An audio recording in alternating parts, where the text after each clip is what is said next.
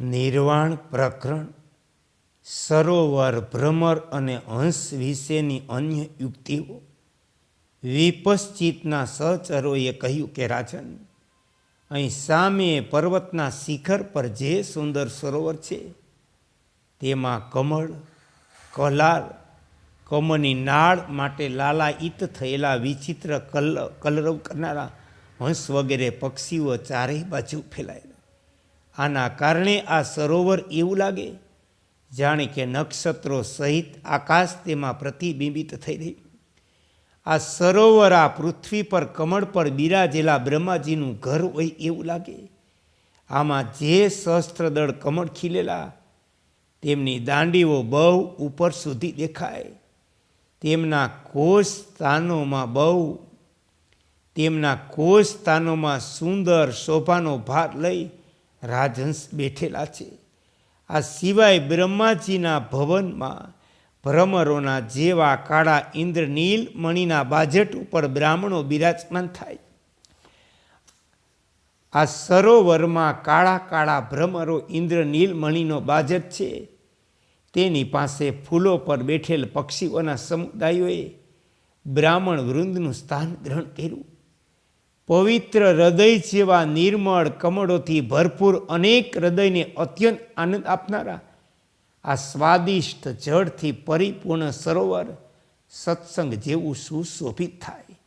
સત્સંગ પણ હૃદય કમળને પવિત્ર કરનારો, મનને આનંદ આપનારો, અત્યંત રસપ્રદ અને મધુર હોય. હેમંત ઋતુમાં સરસ સારસો સહિતનું આ સરોવર ધુમ્મસથી ઢંકાઈ જવાના કારણે અંશતઃ દેખાય.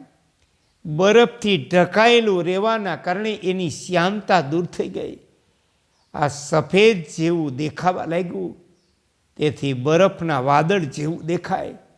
એના જળ બિંદુઓનો સ્પર્શ કરીને વહેનારો વાયુ બહુ કઠોર લાગે.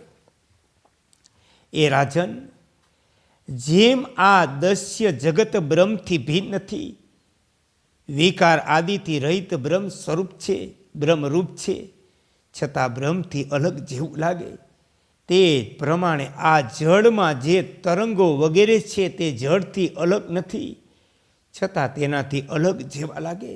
અહો, પોતાના જળથી વહી જતા ચક્રાકાર વમળો પ્રગટ કરનારા આ જળાશયોમાં એક પછી એક ઉડતા તરંગોની પરંપરા બહુ વિષમ છે.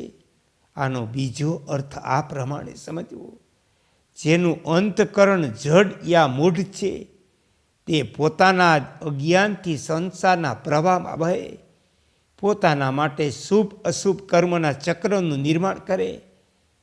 તેમના મનોરથોરૂપી તરંગોની પરંપરા સંકટમાં નાખનારી હોય છે. જળમાં ઉત્પન્ન થનાર કમળ, ઉત્પલ વગેરેના સંસર્ગથી જીર્ણ થયેલા સરોવરની ઉપમા વિવિધ જડ યોનિઓના સંબંધથી જર્જરિત થયેલા દેહધારી જીવના મન સાથે આપવામાં આવે. સરોવરમાં કમળ વગેરેની મનમાં જુદી જુદી યોનિઓના શરીરોમાં જર્જરિત દશા સુધી જે તરંગો વિષય ભોગોની અભિલાષાઓ ઉઠે, તેમના વેગથી વ્યાપ્ત ઈચ્છા, દેશ વગેરે વૃત્તિઓના પરિવર્તનોની જેમ જે અસંખ્ય કમળ પ્રગટ થાય તેમને કોણ ગણી શકે? અહો, જડ અથવા જળના સંગમનો કેવો વિચિત્ર પ્રભાવ! એ મુકુલ અવસ્થામાં કમળ પણ કેવો વિચિત્ર પ્રભાવ કે મુકુલ અવસ્થામાં એટલે કે ખીલતી કડી કમળ પણ પોતાના સૌંદર્ય, સુગંધ, માધુર્ય વગેરે ગુણોને દોષોની જેમ ગળાની અંદર છુપાવી રાખે.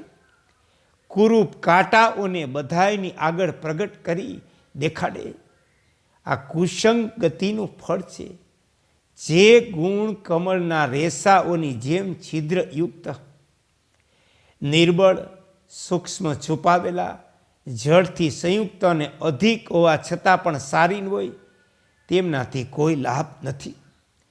ભગવાન વિષ્ણુના વક્ષસ્થળના વિરાજમાન સૌંદર્ય માધુર્યની દેવી ભગવતી લક્ષ્મી પણ શોભાના માટે જ ઘમંડ ધારણ કરે. કમળની આથી વધીને પ્રશંસા બીજી કઈ થઈ શકે? જે ભ્રમર કમળોના મધુર મકરંદના મદ અને આનંદથી મદમસ્ત થઈ તે જ કમળો પર ગુંજારો કરે, તે અન્ય ફૂલોના રસાસ્વાદનથી સંતુષ્ટ થયેલે બીજા ભ્રમરોનો જાણે કે ઉપહાસ કરે. અરે ભ્રમર, તું નાના પ્રકારના ફૂલોના રસોનું આસ્વાદન કરતો રહે, બધા પર્વતોની લતા કુંજોમાં દરરોજ આટા મારતો રહે, તેનાથી આજ સુધી સંતુષ્ટ કેમ થતો નથી? એવું લાગે છે કે તારું હૃદય શુદ્ધ નથી, દૂષિત છે. એવું લાગે છે કે હજી સુધી તને વનોમાંથી સાર તત્વ પ્રાપ્ત થયું નથી, ત્યારે તો તારામાં અસંતોષ દેખાય. એ ભ્રમર, તું કમળ કુળના મકરંદનું આસ્વાદન કરવામાં પ્રવીણ છે, તેથી કમળોથી ભરેલ સરોવરમાં ચાલ્યો જા. મકરંદથી પુષ્ટ થયેલ પોતાના શરીરને બોરની ઝાડીઓમાં એમના કાંટારૂપી કરવતથી ચીરી ન નાખ.